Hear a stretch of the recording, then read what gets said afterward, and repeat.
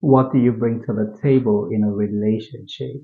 If someone asks you that question, there's a tendency for you to feel some type of way about it. A lot of people don't like it. And that's because it suggests that the person asking is trying to validate or evaluate them. It's like they're trying to perform an appraisal to see if you are good enough for them. And I feel like that is where the problem stems from. Because if you really want to be with someone, there, there should be some things that you like about them. You should have already, concluded within yourself that this person is good enough for you. So if you have to ask them that question, like you were interviewing them for a job, I see why they would feel some type of way about it. My name is Chris, and you are welcome to my channel. If someone asked me that question personally, how would I feel? To be honest, I would feel some type of way about it, really, because if you already really wanted us to be together, like if you liked me or you cared about me as much as you might claim, I see no point for the question, like, why are you asking me that question? You see, that question looks like the asker is on a pedestal and the person they are asking is way below. It's like, you know what? I really don't see how you are good enough for me, but perhaps you can explain yourself. Perhaps you can show it because I don't see it. I feel like that's where the problem stems from. On the other hand, people might argue that there's nothing wrong with, someone wanting to know what they are getting into. Like if someone wants to date you or marry you, or whatever the case may be, they have a right to know what they're getting into. It's justified for them to know, the kind of stuff, they would be up against. So perhaps it's the phrasing of the question. Perhaps it's the wording that is the problem because if you ask someone, for instance, what are some of your good qualities? What are some of the things about yourself that you are proud of? If you were in a relationship, what are some of the things that you think your partner would love about you? You see, it wouldn't be a problem. But the questions I just mentioned are similar to the question, what do you bring to the table? The same motive, but phrased differently.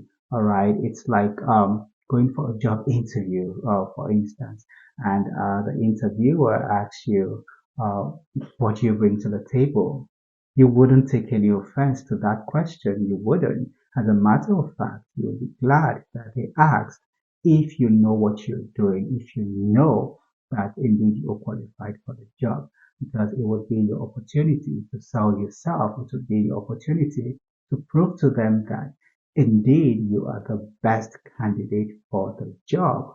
But if that same question is asked in a relationship setting, like a romantic setting, it's a problem because both settings are different. If you want to get involved with someone, if you fancy them, why are you interviewing them, quote and unquote?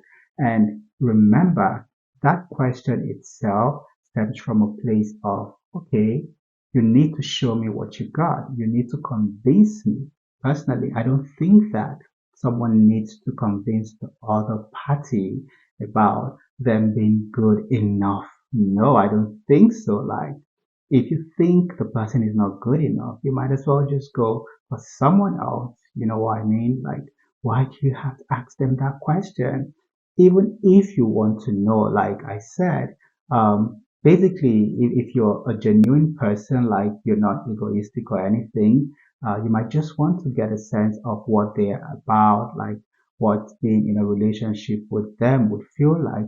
Then you might want to rephrase, you might want to ask that question differently with better choice of words, like, what are your best qualities? What are some of the values that are dear to your heart?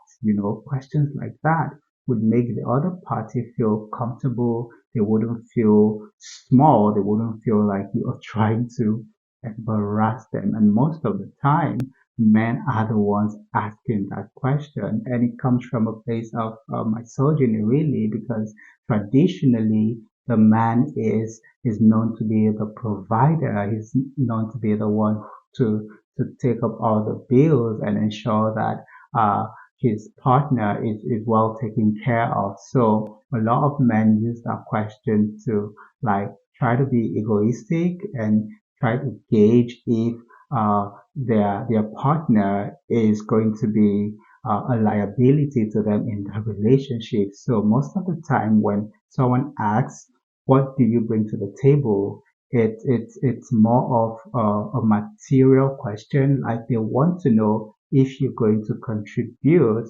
financially or materially to that relationship. They want to know that they won't be the only one, carrying that relationship on their shoulders. So I see why anybody would be offended by that question. So if you really want to know what the person you're going into a relationship with will bring to the table, if for any reason you haven't already figured that out, again, if you really love someone, you should know what they're about. Okay, you should know the kind of person that they are, and you should be cool with that, really.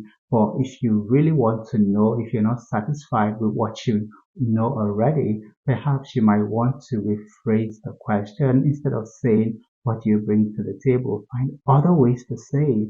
You know, you need to ensure that the other person feels very comfortable around you. You need to ensure that already there's some sort of relationship, like a rapport between both of you before you even suggest a question like that. Because if you guys are just meeting each other for the very first time, for instance, and then you're asking them questions like, oh, what do you bring to the table and all of that, trust me, it's going to make the person feel some type of way. They are not going to like it at all. So tell me, are you one of those who asks other people that question, like, what do you bring to the table? Would you find it offensive if someone asked you that same question? What is it about that question that just rubs people the wrong way? Okay, please let me know in the comments. My name is Chris, and if you haven't subscribed to my channel already, please go ahead and subscribe, and don't forget to turn on the notification so you'll be notified whenever I upload a new video. It was nice talking to you in this one. See you in the next one.